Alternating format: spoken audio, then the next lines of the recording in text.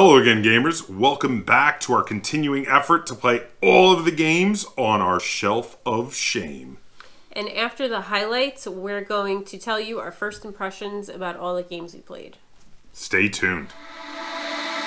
I've been walking down every road, trying to find a trail to sniff my way back home. Black skies and velvet and chrome. Just open up the appetite for blood on the throne.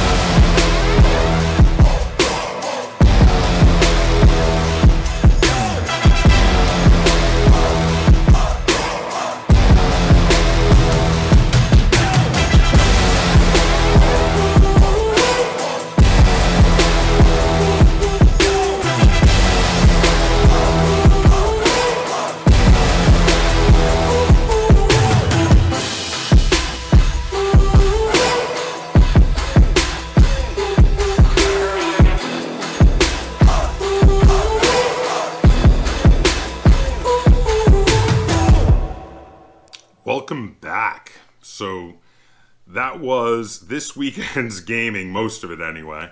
We actually played more games than we even showed.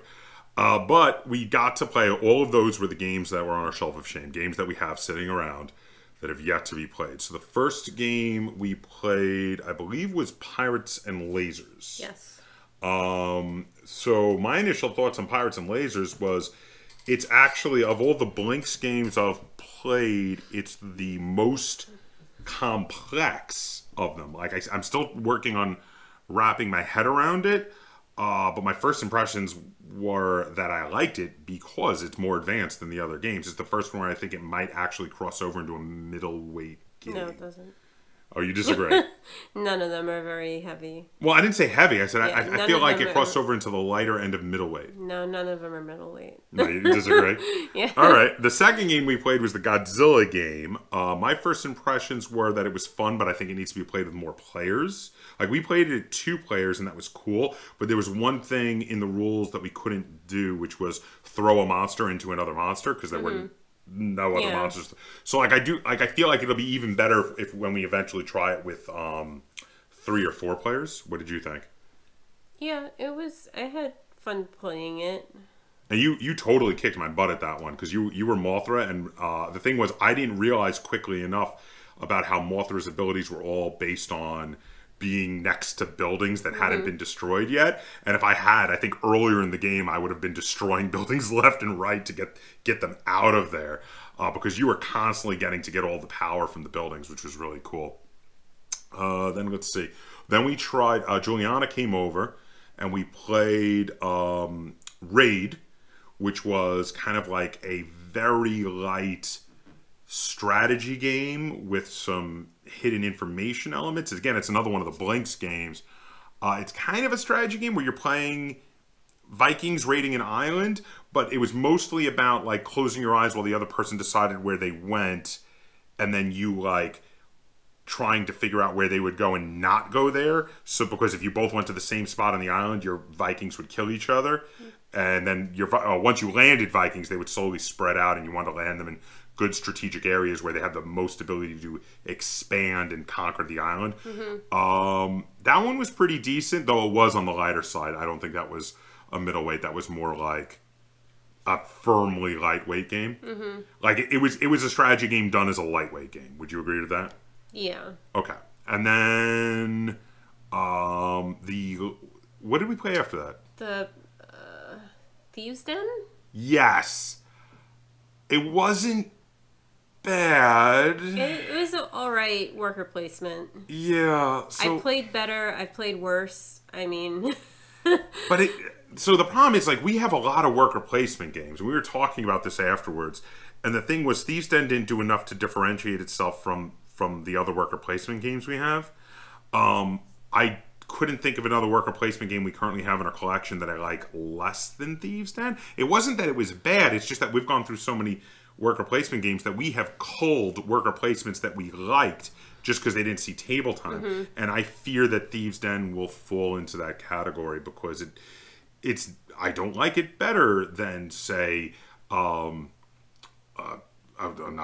drawing. No, you can't think of anything No, you like. oh my god, Everdell. Lords of Waterdeep. Lords of Waterdeep, Asking for Troubles, or Ex Libris. I don't like it better than any of those. So I thought the game was fine. It was sound. I didn't like the thing with changing directions for the turn order because we kept getting that mixed up. Yeah. But otherwise, the rest of the game was good. Yeah. It's just I didn't like it better than any of the others. It did do some things different. Yeah, but it wasn't enough. Yeah. We all kind of felt that way. Like, we were all like, it's good. It's probably a 7 out of 10. It's just that we have so many worker placements that are like 9s and 8s that, you know, because like, I think my favorite worker placement right now is Everdell. What about yours? What's your favorite? I don't know. I have to check it. I think we did it. Didn't we do a top 10 worker think placement so. games? I'm going to have to see what you did as your number 1. So, okay. And then what else did we get played? We played, Trainmaker?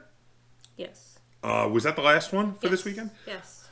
So we played Trainmaker. It's a very light, push your luck dice game. I would say, though, that I actually quite enjoyed that. What were your thoughts on I Trainmaker? liked it more than I thought I would. Yeah. Okay, we've got a lot of light press your luck dice games, but I liked that one. I have to say, I liked it better than Catan dice, and I liked it better than Zombie dice. So I think that's one that's a keeper for me. It was one that we got in a big game night box. I liked it better than Zombie Dice. I don't know if I like it better than Catan Dice. You'd have to play them both back to back to find out. No, I like Catan Dice better. Oh, I thought you said you don't know. No. So then you do know. I You do know know. that you like Catan. Okay, well, I liked it better than Catan dice, actually. I thought it was really good. Just because there's trains in it. That's the No, only reason. It's not the only reason. It was a good game. It was enjoyable. I thought it was on par with like King of Tokyo, and which I like better than those as well because it's more advanced. I think it was a more advanced game, and I liked it a lot. I think Catan Dice is more advanced than Trainmaker. You gotta plan out your stuff. I think they're equally advanced. I think Trainmaker was less fiddly. Okay. I think Catan Dice is a little fiddly with how you do it, so I kind of liked Trainmaker a bit better. I like them both still. And again, none of this means any one of those games is leaving our collection. I think we're holding on to all of the ones we just mentioned. I just really, really like Trainmaker. And then a quick honorable mention and shout out. We played a couple of games with Juliana when she was over there. We didn't record it, didn't show it in the video, but we played a couple games of Ship Shape. Yeah. Because the reason we didn't put it in the video is it's a game we have already played. We already knew we liked. We just decided we wanted to play it. And we played 2 back-to-back games of it, and it was a lot of fun because Ship Shape is always a lot of fun. Would you agree? Yeah. I mean, we always have a good time with Ship Shape. So those were all the games we got to play on our Shelf of Shame. We are making, I would say, we've been making some big strides in getting all our Shelf of Shame games played this year. The issue now is that we all have like 60 to 90 minute games are left. They're all bigger games. So it's not like, it's harder to get a lot of those. Get them done in the weekend. It's like you play one of them, you know? Yeah, because like we have the new edition of Dune is still there, which that one's going to be like an all-day affair when we play it. Though at least in the new edition, they allow you to play it at 2 players, I think. So we're going to have to check that out. And then we've also got like, was it Fire and Axe is one of the ones still on there? Like there are a lot of bigger games. I don't know if we do a Shelf of Shame weekend where we only play like 2 or 3 games, we may not do one of these videos for it because it may not be enough games to do a lot of highlights. I don't even know if we could play 3 of them in a weekend. Maybe 2. But that's the thing. Yeah. But if you guys enjoyed this video, let us know in the comments down below. And if you want to see us do more gaming vlogs like this where we show you the games we've been playing lately, be sure to give this video a like, share it on all forms of social media, and if you haven't already, please subscribe to the Board Game Captain. That's Captain spelled with a K on YouTube. And until next time, game on.